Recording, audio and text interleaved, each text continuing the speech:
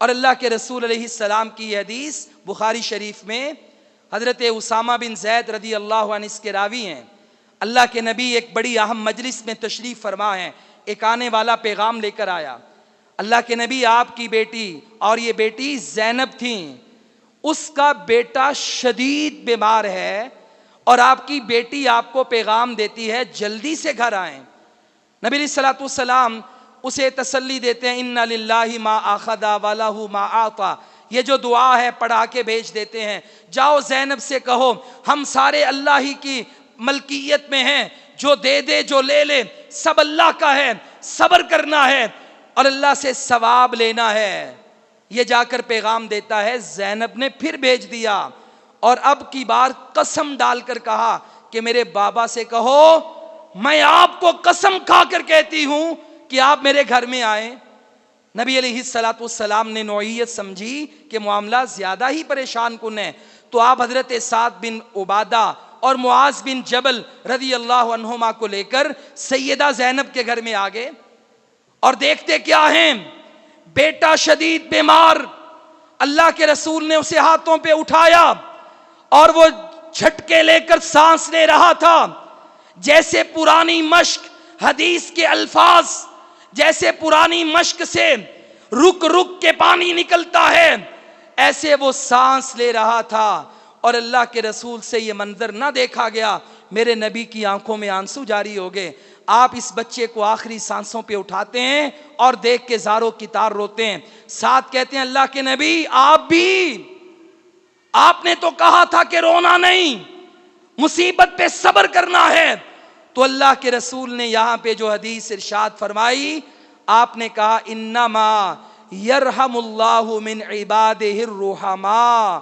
او اللہ کے بندے، زمین پہ اللہ تعالی رحم اس پہ کرتا ہے کہ جس بندے کے دل میں دوسروں کے لیے رحم ہوتا ہے. یہ میں بے صبری کا نہیں رو رہا، یہ میں کوئی اللہ کی ناشکری پہ نہیں رو رہا، بلکہ یہ میرے دل میں احساس ہے. جب میں نے یہ حدیث پڑھی تو مجھے ایک نقطہ پیغام نصیحت یہ ملی کہ جن لوگوں کے دلوں میں رحم ہوتا ہے نا آپس میں ایک دوسرے کے لیے، اللہ کی رحمت بھی اسی پہ برستی ہے. سنگ دل، تنگ دل، انتقام لینے والے، بدلہ لینے والے، ایک دوسرے کو ہر وقت زمین پہ پچھاڑنے والے، رشتہ داریاں توڑنے والے، ان کے لیے زمین پہ اللہ کی رحمت نہیں اترتی. کہا رحمت تو اسی پہ اللہ کی آتی ہے جن کے دلوں میں رحم ہوتا ہے.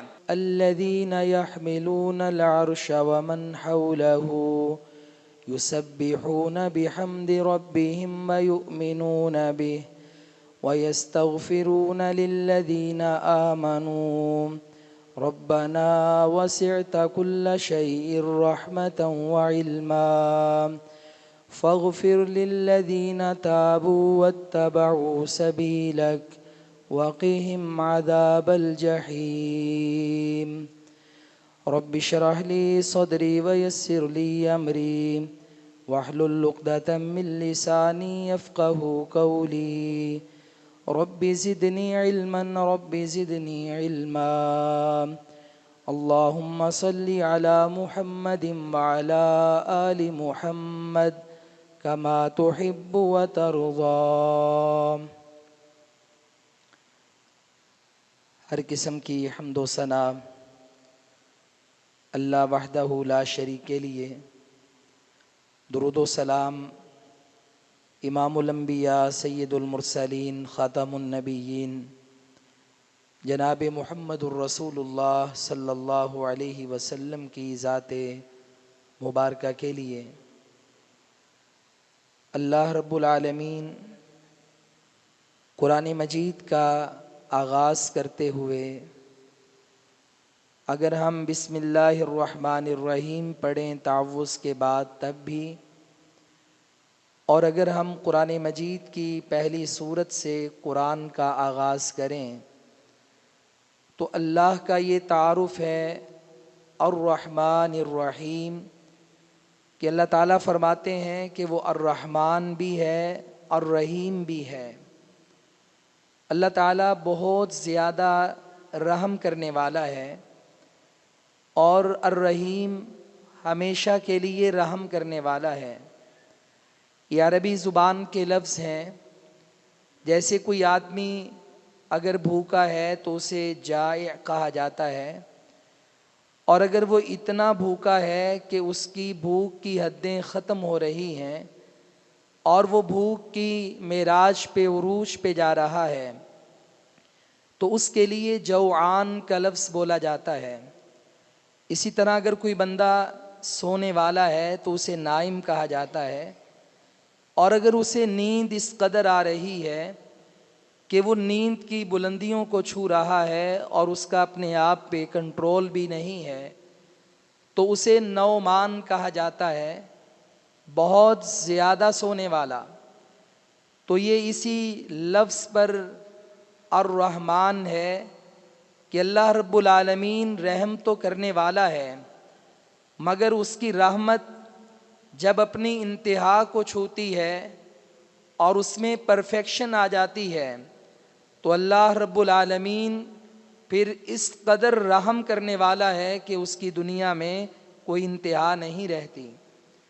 اور الرحیم اس کے اندر استقلال کا مطلب پایا جاتا ہے کہ یہ نہیں تیرا رب صبح رحم کرنے والا ہے اور شام کو نہیں، یا وہ شام کو رحمت بانٹنے والا ہے اور صبح نہیں، بلکہ الرحیم کا مطلب یہ ہے کہ تیرا رب ہمیشہ سے ہی رحم کرنے والا ہے اور وہ ہمیشہ ہی رحم کرتا چلا جائے گا۔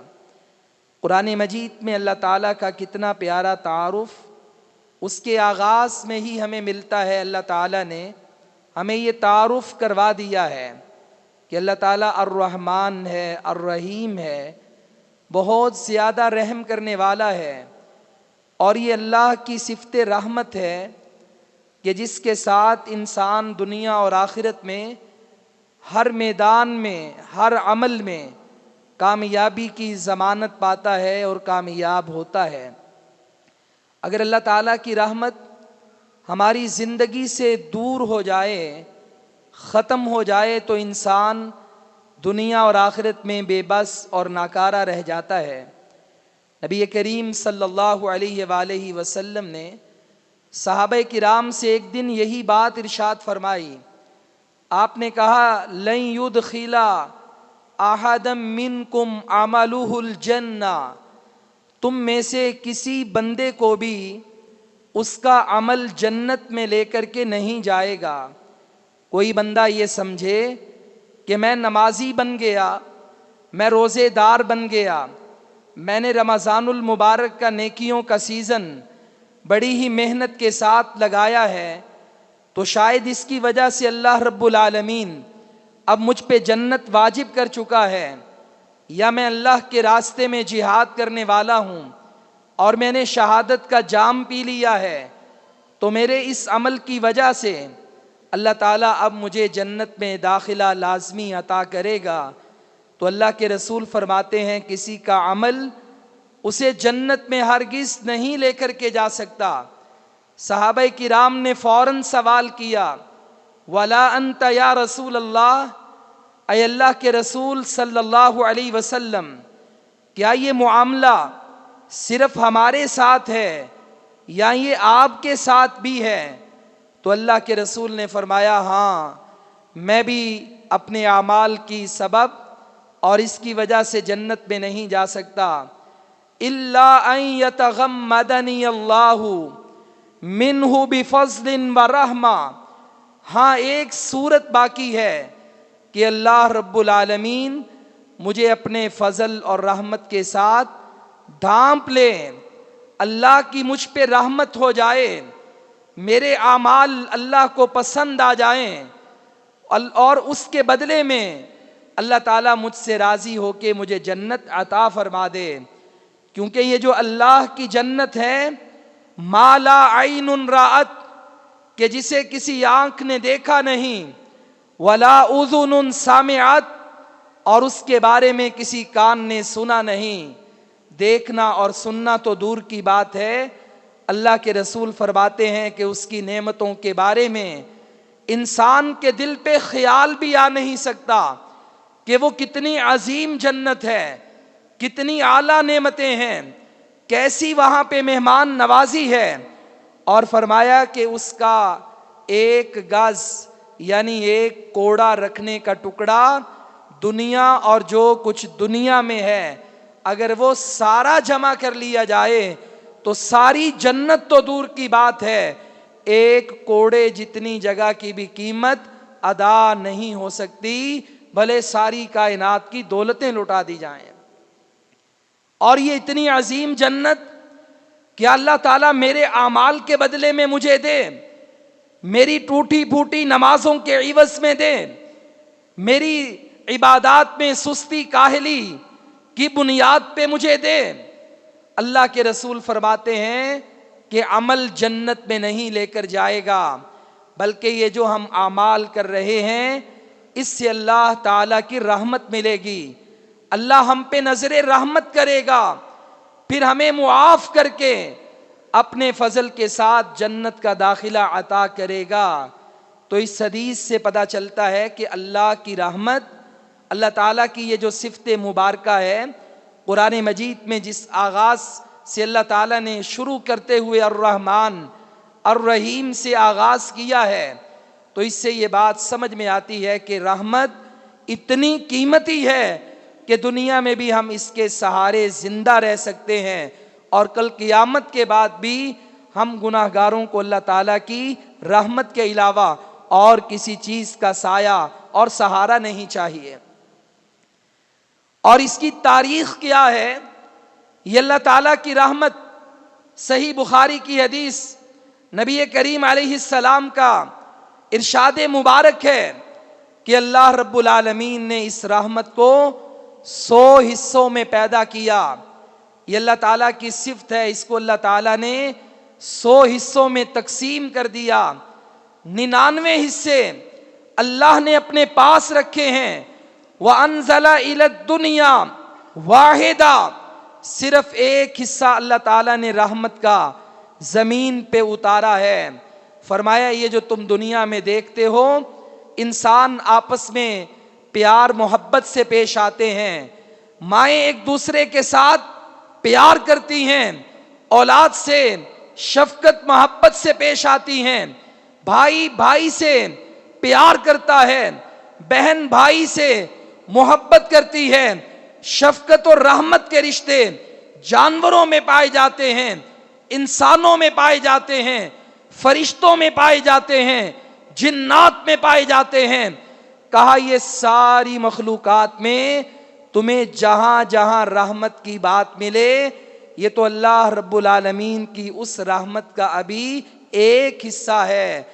99 حصے اللہ کے پاس ہیں، اور قیامت والے دن اللہ تعالیٰ نے وہ حصے اپنے بندوں کے لیے تیار رکھے ہیں، اور اللہ تعالیٰ ان سے اپنے مومن بندوں کو معاف کر کے انہیں جنت کا داخلہ عطا فرمائے گا. ہمارے ہاں جب بھی اللہ کی رحمت کی بات ہو تو لوگ یہ بات کہتے ہیں کہ اللہ 70 ماؤں سے زیادہ پیار کرنے والا. میں نے کہا یہ 70 ماؤں کا عدد کیا اللہ کے قرآن میں ہے؟ بالکل نہیں. احادیث میں ہے؟ بالکل نہیں. ارے 70 مائیں کیا ہوتی ہیں؟ اللہ تعالیٰ کی رحمت کو بیان کرنے کے لیے اتنا چھوٹا عدد 70 مائیں، 70,000 مائیں، 70 لاکھ مائیں، 70 کروڑ ارب مائیں. حضرت ماں حوا سے لے کے قیامت تک انسانوں کی مائیں اور زمین پہ حیوانوں کی مائیں، جو جانوروں کی بھی مادہ اپنے بچوں سے رحمت شفقت کے ساتھ پیش آتی ہیں، ان سارے لوگوں کی رحمت بھی اکٹھی کر لی جائے وہ بھی اللہ کی صرف رحمت کا ایک حصہ ہے. ابھی 99 باقی ہیں. اللہ تو ان ساری ماؤں سے بھی زیادہ پیار کرنے والا ہے، اللہ تعالیٰ اس سے بھی زیادہ رحمت کرنے والا ہے. اور یہ 99 رحمت کے حصے اللہ تعالیٰ نے اپنے مومن بندوں کے لیے تیار رکھے ہیں. اور تیسرے نمبر پہ نبی پاک علیہ السلام نے فرمایا، حدیث قدسی ہے، بخاری شریف کی حدیث ہے، آپ اللہ تعالیٰ سے روایت کرتے ہیں کہ اللہ رب العالمین نے عرش پر جب زمین و آسمان کو پیدا کرنا ہے مخلوقات کو بنانا ہے، ان کے بنانے سے بھی پہلے اللہ تعالیٰ نے ایک کتاب لکھی، ایک نوشتہ لکھا، اور اس میں لکھا کیا ہے؟ فرمایا ان رحمتی سابقت غضبی، بے شک میری رحمت میرے غصے سے آگے بڑھ گئی. اور ایک حدیث میں کہا ان رحمتی تغلب غضبی، میری رحمت میرے غصے پہ غالب آ گئی. میں اپنے بندوں سے پیار کرنے والا، میں بندوں کی غلطیوں پر ناراض بھی ہونے والا، میں نافرمان بندوں پہ غصہ بھی کرنے والا. جہاں پہ میں الرحمن الرحیم ہوں وہاں پہ الجبار القہار بھی ہوں. جہاں پہ میری یہ صدا ہے نبی عبادی انی انا الغفور الرحیم، میرے بندوں کو بتا دیں میں بڑا معاف کرنے والا، میں بڑا رحم کرنے والا ہوں. وہاں ساتھ یہ بھی بتا دیں وَأَنَّ عَذَابِي هُوَ الْعَذَابُ الْعَلِيمُ، میرا عذاب بھی بڑا دردناک ہے. لیکن کہا یہ میری رحمت، میری شفقت، انسانوں سے میری محبت، اور اس کے ساتھ گناہگاروں سے میرا غصہ ساتھ ساتھ چلے گا. لیکن اللہ نے یہ عرش پر بات لکھ کے رکھ لی ہے کہ میری رحمت میرے غصے سے آگے نکل گئی، میری رحمت میرے غصے پہ غالب آ گئی. اور علماء یہی بات محدثین مفسرین فرماتے ہیں کہ اللہ تعالیٰ نے کہا الرحمن علی العرش استوى، الرحمن اللہ عرش پہ مستوی ہوا. اب یہ جو عرش اللہ کی مخلوق ہے، اللہ تعالیٰ اس عرش پہ بلند ہوئے جیسے اللہ کی شان کے لائق، اور کہا اس عرش پہ صرف ایک نوشتہ پڑا ہے، اللہ نے یہ لکھ کے رکھا ہے. اور اللہ خود فرماتے ہیں یہ بات میرے پاس عرش پہ ہے کہ میری رحمت میرے غصے سے آگے ہے، میری رحمت میرے غصے پہ غالب ہے. بتاؤ وہ رب انسانوں سے اور گناہگاروں سے کتنا پیار کرنے والا ہے. دنیا میں کوئی بھی بڑا بندہ ہے نا، اس کے یمین و یسار ہوتے ہیں، کچھ اصحاب الخاص ہوتے ہیں، وہ اس کی کیبنٹ اور ایگزیکٹو کمیٹی میں شامل ہوتے ہیں، وہ اس کا ذہن بناتے ہیں، وہ کبھی کبھی اس کو سفارشات پیش کرتے ہیں. اور اللہ رب العالمین عرش پہ مستوی، اللہ تعالیٰ اپنے بندوں سے کس قدر مہربان. قرآن مجید کی یہ آیت اللہ فرماتے ہیں الذین یحملون العرش ومن حولہ، اللہ کے وہ فرشتے جو زمین پہ نہیں، پہلے آسمان پہ نہیں، دوسرے تیسرے آسمان پہ نہیں، بلکہ یہ اللہ کے وہ خاص فرشتے جو اللہ کے عرش کو اٹھائے ہوئے ہیں اور اس کے ارد گرد ہیں. یسبحون بحمد ربہم ویؤمنون بہ، اللہ نے ان کی ڈیوٹی لگا دی ہے، 24 گھنٹے وہ اللہ کی حمد کے ساتھ اس کی تسبیح پڑھ رہے ہیں، اس پر ایمان لے کر آ رہے ہیں، بار بار اپنے ایمان کا دعویٰ کر رہے ہیں. اور وَيَسْتَغْفِرُونَ لِلَّذِينَ آمَنُوا، اور عرش کو اٹھائے ہوئے بس ایک بات کہتے جا رہے ہیں اللہ تو زمین پر ایمان والوں کو معاف کر دے. وَيَسْتَغْفِرُونَ لِلَّذِينَ آمَنُوا، اللہ کے عرش کو اٹھانے والے فرش پر گناہگار بندوں کے لیے، ایمان والے بندوں کے لیے دعا کر رہے ہیں اللہ تو ایمان والوں کو معاف کر دے. اور الفاظ کیا ہیں؟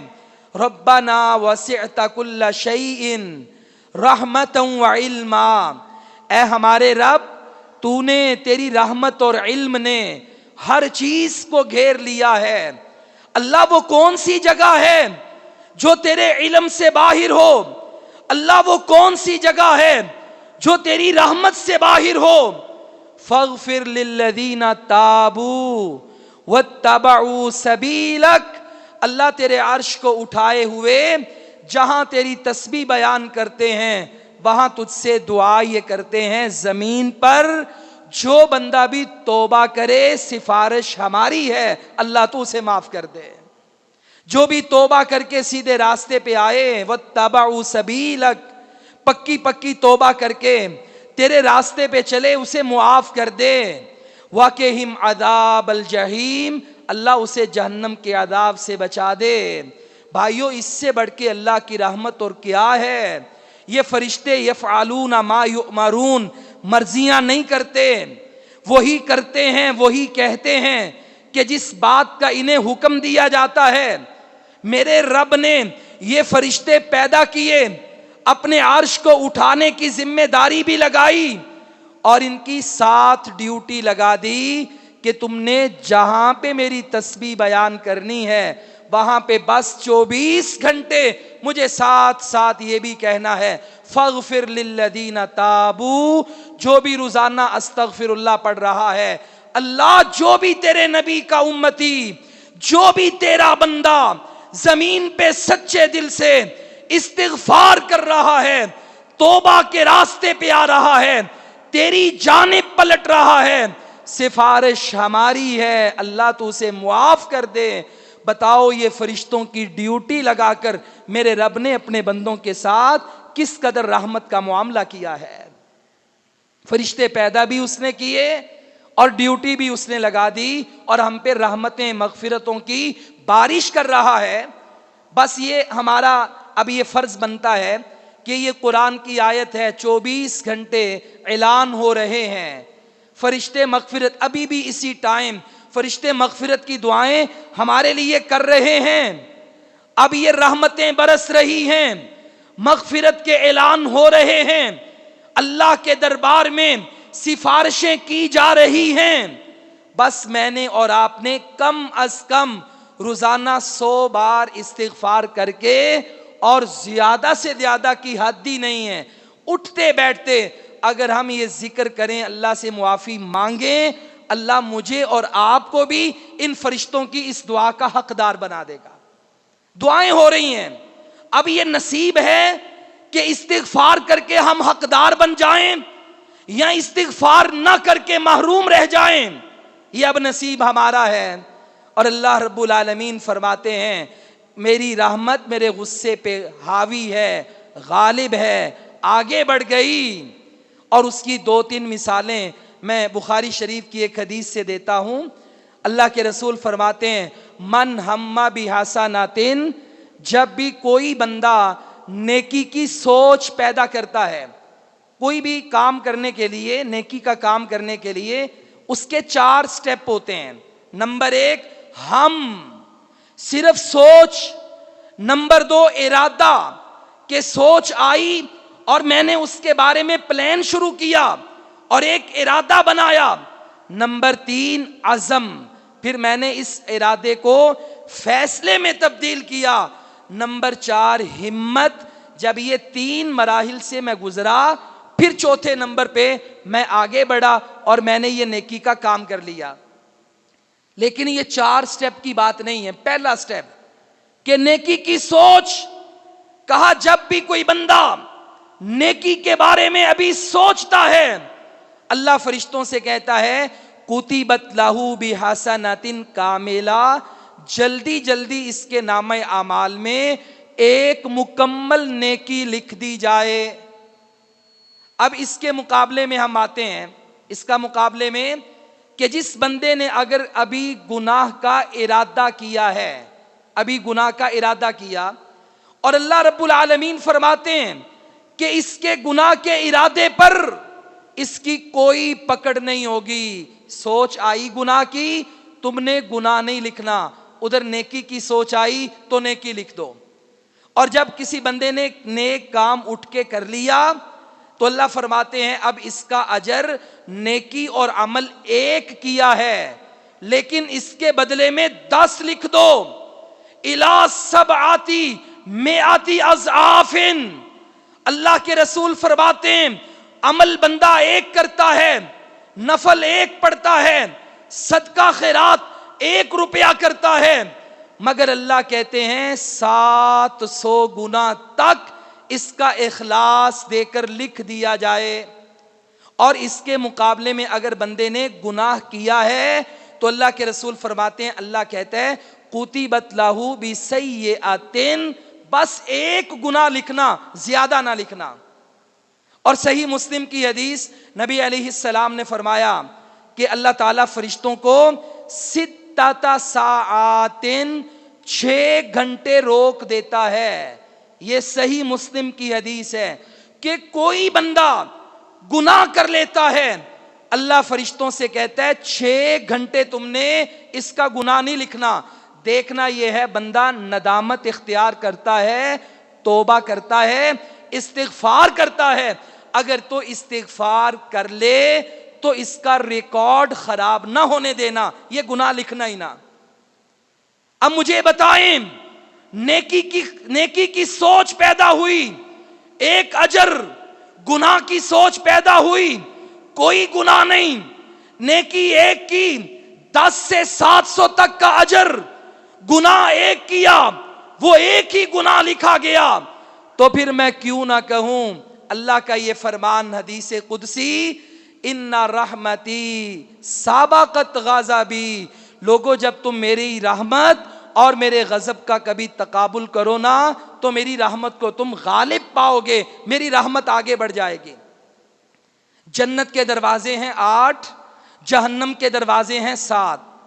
जन्नत के 8 दरवाजे रखकर मेरे रब ने कहा, मेरी रहमत मेरे गुस्से पे गालिब, मेरी रहमत मेरे गुस्से से आगे बढ़ गई। जन्नत के 8 दरवाजे और जहन्नम के 8, क्योंकि अल्लाह ताला तरगीब दिलाना चाहता है, बताना यह चाहता है कि जितने भी तुम दुनिया में मौके पाओगे, नेकी करने के, खैर के दरवाजे भी ज्यादा होंगे, अजर भी ज्यादा होगा, क्योंकि मेरी रहमत मेरे गुस्से पे गालिब है, आगे बढ़ गई है। ये अल्लाह रब्बुल आलमीन का ऐलान है, उसका फैसला है। अब अल्लाह रब्बुल आलमीन देखना ये चाहता है कौन बंदा आगे बढ़कर वो अपने गुनाहों की मुआफ़ी का तलबगार बन जाए और अल्लाह की रहमत का हकदार बन जाए। दुनिया में किसी बंदे से गुनाह होना, अभी कल की बात है, मैं अपने एक मोहल्ले में था, तो हमारे 2 दोस्तों की आपस में लड़ाई हो गई, एक ने जुल्म ज्यादती की, FIR हो गई, तफ्तीश वाले आ गए। अब किसी बंदे ने मुझे कहा वो आपका दोस्त है, तो मैं बताते बताते शर्मा गया। मैंने कहा कभी था, आज नहीं है, 3-4 बरस हो गए, मेरा ताल्लुक नहीं है। आपके भी कभी दोस्तों से, रिश्तेदारों से गलत काम हो जाए, मुआशरे में करैक्टर रिपोर्ट खराब हो जाए, तो हम भी इनकार कर देते हैं। बाप बेटे को आग कर देता है कि ये मेरा बेटा था, अब नहीं, इसके ये गुनाह, मुआशरे में रेपुटेशन अच्छी नहीं, अब ये मेरा बेटा नहीं कहला सकता। लेकिन अल्लाह की रहमत पे कुर्बान जाएं, वो कहता है कुल या इबादी अल्लदीना असरफू अला अनफुसिहिम, कुल कह दीजिए, या इबादी, ऐ मेरे बंदो। अल्लाह, तेरे बंदे नमाज पढ़ने वाले, तेरे बंदे सदका करने वाले, तेरे बंदे तो जिहाद करने वाले, लेकिन यहां पे तेरे बंदे कौन मुराद हैं? कहा या इबादी, ऐ मेरे बंदो, अल्लदीना असरफू अला अनफुसिहिम, कि जिन्होंने अपनी जानों पे बड़ा ही जुल्म किया, शिर्क उन्होंने किया, कुफ्र उन्होंने किया, जुल्म ज्यादती उन्होंने की, जिना बदकारी उन्होंने की, मुआशरे का कोई गुनाह छोड़ा नहीं, आसमान की बुलंदियों तक या समंदर की झाग के बराबर ये गुनाहगार गुनाह लेकर आ गए। अल्लाह कहता है ये दुनिया में मेरी मोहब्बत तो देखो, किसी से एक बड़ा जुर्म हो जाए, दुनिया उनसे बेताल्लुक हो जाती है, मगर इन गुनाहगार बंदों को भी मैं आज अपना बंदा कहता हूं। या इबादी, ऐ मेरे बंदो, ऐ मेरे बंदो, साबकत रहमती अला गज़बी, देखो मेरी रहमत मेरे गुस्से पे कैसे गालिब आ गई। मैं तुम्हें आज भी चांस देते हुए कहता हूं, ऐ मेरे बंदो, अल्लाह ये गुनाहगारों से तू कहना क्या चाहता है? ला तक़नतू मिर रहमतिल्लाह इन्नल्लाह यग़फ़िरुज़्ज़ुनूब जमीआ। अल्लाह फरमाते हैं मेरी रहमत से मायूस ना होना। मेरी रहमत, उसका ताल्लुक ایمانداروں سے بھی ہے، مومنوں متقین سے بھی ہے، لیکن خاص کر میری رحمت کا تعلق گناہ گاروں سے ہے۔ میں انہیں کہتا ہوں میری رحمت سے مایوس نہ ہونا، ان اللہ یغفر الذنوب جمیعا، تم اپنے گناہوں کی ساری رجسٹر دفتر پنڈ اٹھا کے لے آؤ، اللہ تمہیں یہ نہیں کہے گا یہ گناہ معاف ہوں گے اور یہ نہیں ہوں گے، بلکہ اللہ تعالیٰ تمہارے سارے گناہ معاف کر دے گا۔ کیوں؟ انہ هو الغفور الرحیم، کیونکہ وہ معاف کرنے والا ہے اور رحم کرنے والا ہے۔ وہ تو بندے کے ساتھ محبت کرنے والا ہے، وہ تو اپنے بندے سے کہتا ہے آؤ مجھ سے مغفرت مانگو۔ آسمان دنیا پہ اللہ صرف رمضان میں نہیں 12 مہینے آتا ہے میرا رب آسمان دنیا پہ تہجد کے ٹائم، جتنے بھی لوگ پریشان ہیں گناہ گار ہیں انہیں پکار پکار کے کہتا ہے حل من مستغفرین، ہے کوئی معافی مانگنے والا؟ باپ بیٹے کی صلح کروانے کے لیے ہم جاتے ہیں تو باپ کہتا ہے معاف کر دوں گا بیٹے کو، بڑا بھائی کہتا ہے چھوٹے کو معاف کر دوں گا، عزیز عزیز کے لیے کہتا ہے معاف کر دوں گا، لیکن شرط یہ ہے وہ خود چل کے آئے، کان پکڑے، توبہ کرے، خود وہ کہے مجھ سے یہ بات، یہ ڈیمانڈ رکھے کہ جناب مجھ سے غلطی ہو گئی، اور دنیا والے پھر اسے مناتے ہیں چلو یار اٹھ کے جاؤ اور جا کے اس سے معافی مانگ لو۔ لیکن یہاں پہ اللہ آسمان دنیا پہ آتے ہیں، حل من مستغفرن، روزانہ تہجد کے ٹائم آ کر کہتے ہیں ہے کوئی گناہوں کی معافی لینے والا؟ میری رحمت کا دریا بہ رہا ہے، آؤ اس میں غوطہ زن ہو جاؤ، سارے ہی گناہ معاف کر دوں گا، سارے ہی معاف کر دوں گا۔ اللہ قیامت کا دن ہوگا، کیا ان گناہوں کا کوئی وجود بھی باقی رہے گا؟ ظاہری بات ہے یہ دفتر، یہ رجسٹر تیرے سامنے کھلیں گے تو ہمیں، تو جانتا ہے فرشتے سامنے دفتر لے کر کھڑے ہوں گے اور اس میں گناہوں کے نشان بھی تو ہوں گے نا۔ فرمایا تجھے میری رحمت کی حد کا پتہ ہی نہیں، الا من تاب وآمن وعمل عملا صالحا فاولئک یبدل اللہ سیئاتہم حسنات وکان اللہ غفورا رحیما۔ کہا ایک بار ایمان لے آؤ، توبہ کرو سچے دل سے اور نیک عمل کرو، اپنے رب کی طرف پلٹ کر دیکھو تو صحیح، فَأُولَئِكَ يُبَدِّلُ اللَّهُ سَيِّئَاتِهِمْ حَسَنَات، جب تو سچی توبہ کرے گا اس کی رحمت کے دریا میں ایسا غوطہ زن ہوگا اللہ تیرے سارے گناہوں کو نیکیوں میں تبدیل فرما دے گا، کیونکہ وہ ہمیشہ سے رحم کرنے والا اور معاف کرنے والا ہے۔ اور اللہ یہ چاہتا ہے یرید اللہ ان یتوب علیکم، کہ وہ تم پر مہربانی کر دے، وہ تمہیں معاف کر دے۔ وَيُرِيدُ الَّذِينَ يَتَّبِعُونَ الشَّهَوَاتِ أَن تَمِيلُوا مَيْلًا عَظِيمًا، لیکن دنیا میں یہ کافر، یہ اللہ کے باغی نافرمان یہ چاہتے ہیں کہ تم کبھی بھی اللہ کی طرف پلٹ کر نہ آؤ، اللہ تعالیٰ سے توبہ نہ کرو۔ ان کی سازش یہ ہے کہ تم اللہ سے معافی نہ مانگو، مزید گناہ گار ہوتے چلے جاؤ، اللہ کے دین سے دور ہوتے چلے جاؤ، مگر اللہ یہ چاہتا ہے وہ تمہیں معاف کر دیں۔ کوئی درویش آدمی بازار میں کھڑا تھا اور لوگوں کو توبہ کی دعوت دے رہا تھا، اگلے دن وہی بندہ قبرستان میں بیٹھا تھا۔ کسی بندے نے جا کر کہا بھائی کل تم بازار میں تھے آج قبرستان؟ کہتا وہاں بھی منا رہا تھا یہاں بھی منا رہا ہوں۔ اس نے کہا ریزلٹ کیا ہے؟ کہتا ہے بازاروں میں جاتا ہوں، دنیا والوں کے پاس جاتا ہوں، میں کہتا ہوں اللہ ماننے کو تیار ہے، تم توبہ کر لو، پلٹ آؤ، اس کی رحمت میں آ جاؤ، بندے نہیں تیار ہوتے، بندے نہیں مانتے۔ کہتا قبرستان کا ریزلٹ کیا ہے؟ کہتا لوگ قبر پہ بیٹھا ہوا ہوں، اب یہاں پہ بندہ ماننے کو تیار ہے مگر اللہ کا قانون تبدیل ہونے والا نہیں ہے۔ قرآن کہتا ہے یہ انسان قیامت والے دن دہائیاں پیش کرے گا، اللہ ایک بار ان لنا کرتن، بس ایک موقع، ایک چانس، واپس جائیں گے بڑے نیک عمل کر کے آئیں گے، اللہ بس ایک چانس دے دے۔ لیکن اللہ رب العالمین فرمائیں گے ہمارا یہ فیصلہ ہے، یہ زندگی بس ایک بار ملنی تھی، بار بار نہیں، دو بار نہیں، سہ بار نہیں، یہ موقع تمہارا ضائع ہو گیا۔ آج اللہ ماننے کو تیار ہے، لیکن بندہ تو تیار ہو، اپنی گناہوں کی معافی مانگے، اور اللہ رب العالمین اس کے سارے گناہوں کو معاف کر کے نیکیوں میں تبدیل فرما دے۔ اور بھائیو، یہ اللہ کی رحمت کو پانے کے لیے ایک عمل ہے اللہ تعالیٰ سے توبہ کرنا، معافی مانگنا۔ دوسرا عمل نماز پڑھنا، زکوٰۃ دینا، قرآن کی تلاوت کرنا۔ قرآن بھرا ہوا ہے لعلکم ترحمون، لعلکم ترحمون، تاکہ اللہ کی تم پہ رحمت ہو جائے، اللہ تم پہ مہربان ہو جائے۔ لیکن جو دوسرا نقطہ میں آپ کو سمجھانا چاہتا ہوں، یہ رمضان المبارک کے گزرتے ہوئے لمحات میں کہ جسے لوگوں نے الوداعی جمعہ کہا ہے۔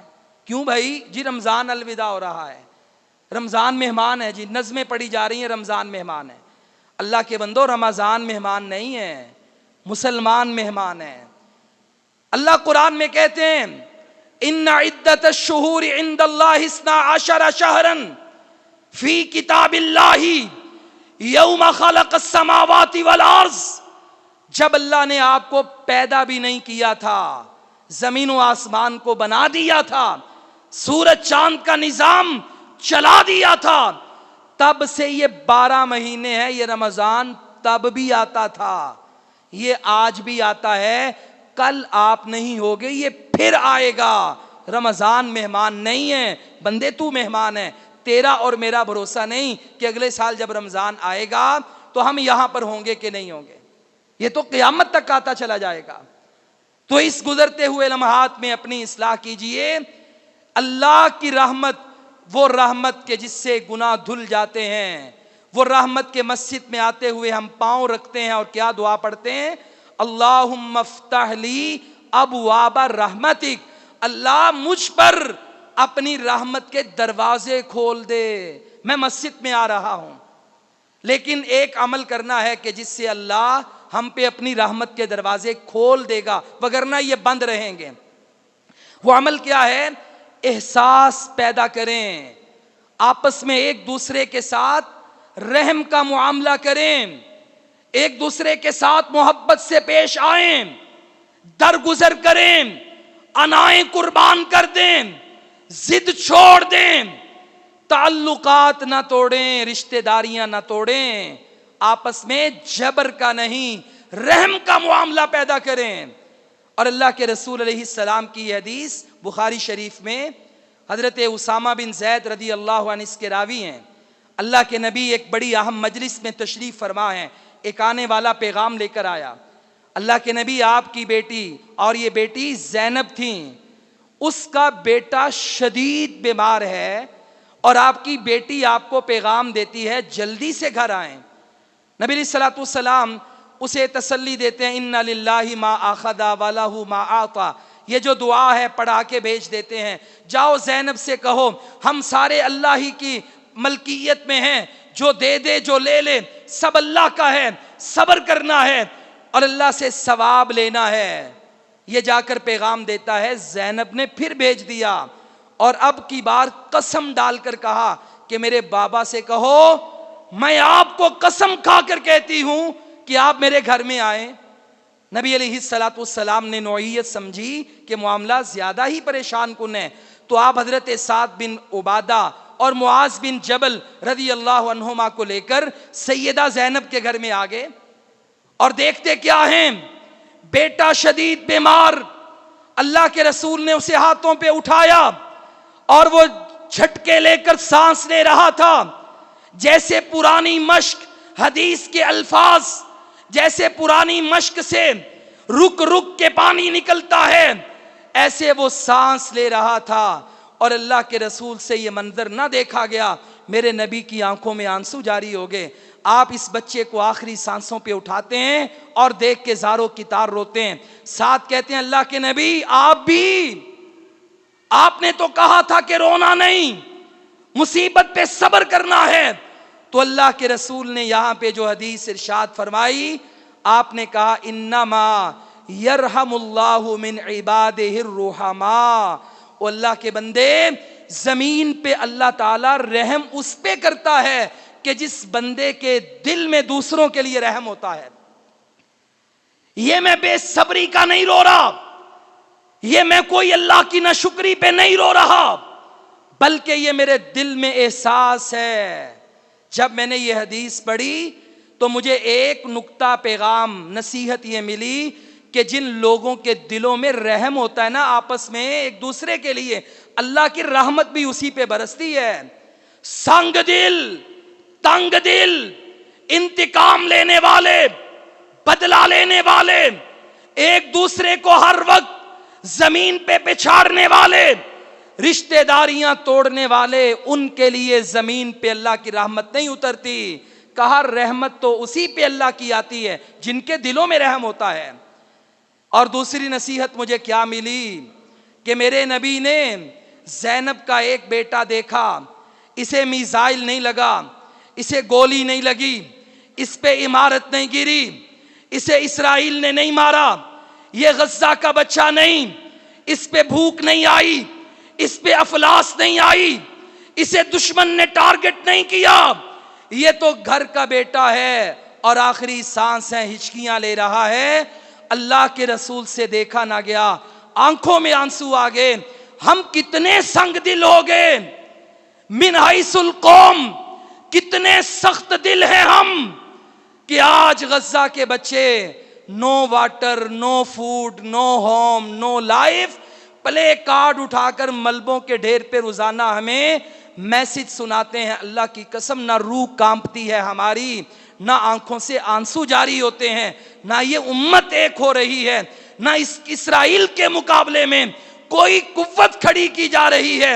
بس خاموش تماشائی بن کر ہم ان غریبوں کا، مسلمانوں کا، لاچاروں کا بس بہتا ہوا لہو دیکھ رہے ہیں اور روزانہ کی یہ دل شکستہ خبریں سن رہے ہیں، مگر دلوں میں رحم پھر نہیں آ رہا۔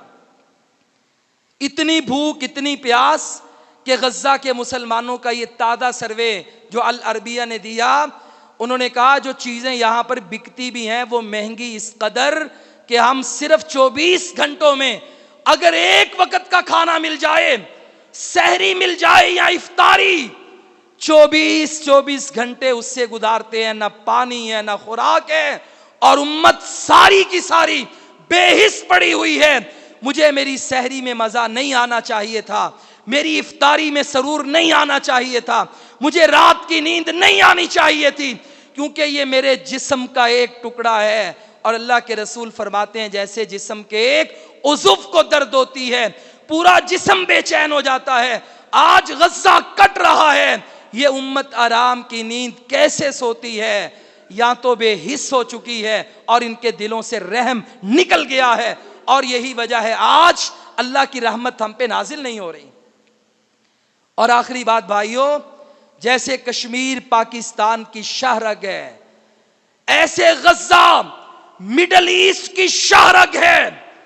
اگر آج امت مسلمہ نے اور خاص کر عرب ممالک نے، مصر نے، اردن نے، سعودی عربیہ نے، شام نے، ترکی نے مل کر اس غزہ کے مقام پہ اسرائیل کو نہ روکا، اور جیسے وہاں پہ مظاہرے شروع کروائے ہیں ان لوگوں نے جو جہاد سے دور بھاگنے والے اور اسرائیل کے آگے لیٹنے والے حماس مخالف مظاہرے کہ حماس کو یہاں سے نکالو، تم حماس کو نکالو گے، ان کی گن کو خاموش کرواؤ گے، کیا اسرائیل آگے نہیں بڑھے گا؟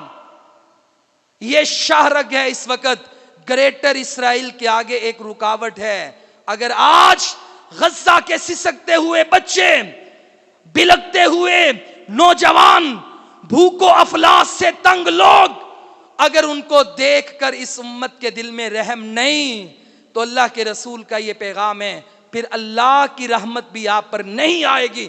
اس کی رحمت تو بڑی وسیع ہے، مگر اس کا یہ قاعدہ ہے انما یرحم اللہ من عبادہ الرحماء، آپس میں بھی ایک دوسرے کے لیے نرم دل بن جاؤ، معاف کرنے والے بن جاؤ، رحماء بینہم، صحابہ کی طرح عملی تصویر بن جاؤ، اور امت کا درد بھی اپنے دل میں ڈال دو، کبھی آنسو بہایا کرو، تاکہ اللہ ہمیں بھی اس برے وقت سے محفوظ فرمائے اور مسلسل ہم پہ اپنی رحمتوں کا نزول فرما دے۔